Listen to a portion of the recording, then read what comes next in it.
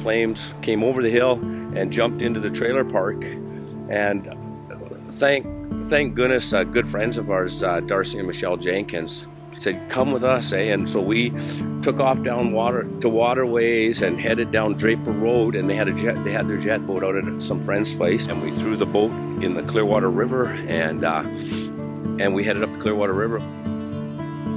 The next morning, the smoke was starting to come our way, so we loaded up the jet boats and we took off and we went up to Clearwater Lodge. Andy Breen was up there, and they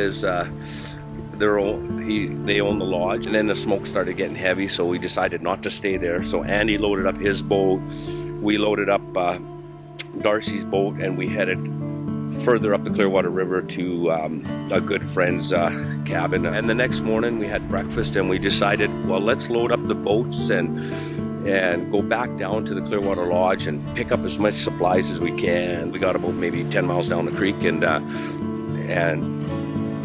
there was a fire up on the east bank. We decided, well, maybe we better not go down to the cabin, because if this fire gets out of hand, we might get stuck down here and our families are up at Terry's cabin. So we decided to turn around. We went back and we were watching the smoke and just keeping an eye on it. And next thing you know, the wind picked up and the smoke turned black. And a helicopter buzzed over top of us, and he couldn't land because it was so windy. So he buzzed around a few times and he threw a water bottle down with a note taped to it saying, guys, the fire's about 5 miles away and it's coming fast, you gotta go. So we loaded up the 3 jet boats, all the families, and we got some blankets and we started heading back down the Clearwater River and the helicopter was following us, and we're trying to find a clearing so that we could hook up with them. So all of a sudden we got to where the fire initially first started. By this time it was so out of control, it was on both sides of the river.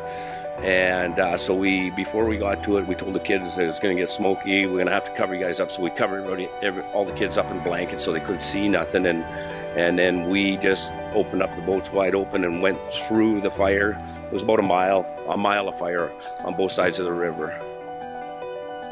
We found a clearing, the helicopter dropped down and said, we suggest that you guys take a flight out of here right now, because you cannot see the river from the air all the way to Fort McMurray. So we all jumped in the helicopter. They had to do 2 trips, and they flew us to Gordon Lake Fire Tower, and there's a little airstrip there, and we staged there, and then they brought in a Huey helicopter and picked us all up and took us to Conklin. I think it really didn't hit us all until we were out of Fort McMurray and in Edmonton, and realizing how much of the city was lost. We were told that waterways might not be developed again because it's in the floodplain, and my littlest one cried and cried and cried. Charlie was devastated. Lexi too. Both of them were heartbroken. It's been a struggle all winter, trying to maintain, trying to work, trying to balance out our life. There's 5 of us, and we're staying in a 2-bedroom apartment right now. We have our niece living with us too, who's in grade 12. It's almost been a year now, and we're looking at probably another 3 months before we can replace our home. Absolutely, I'm going to stay here. This is my home. This is where my roots are. Like I said, I grew up here. I've been here 50 years. I remember driving up.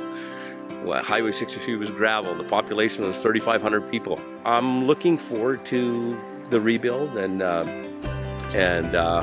community spirit and the love that everybody has for each other here. What I hope to see come out of this disaster is that we can learn, we can grow from it. And I see they've already started a Fire Smart program, and they're starting to thin out the bush all around the community. And I hope that is something that we learn from, and we start to protect all the rest of the communities around, because there is, we're a big country and there's a lot of forest, and and hopefully everybody gets on board and follows our suit and protects their community and their family and friends.